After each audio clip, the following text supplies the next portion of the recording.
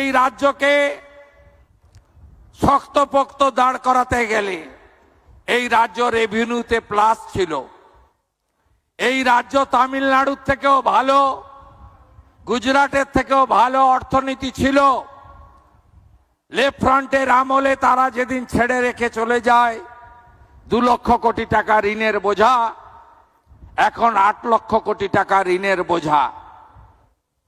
এই ঋণের বোঝা 4,38,000 কোটি টাকার বাজেটে 1 লক্ষ কোটি টাকা শুধু ঋণ শোধ করতে আর ঋণের সুদ মেটাতে চলে যাচ্ছে।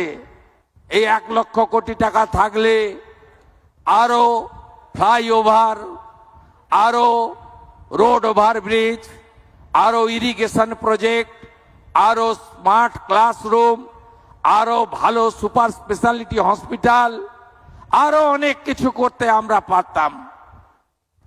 এই জায়গা থেকে বেরিয়ে আসতে গেলে আমাদের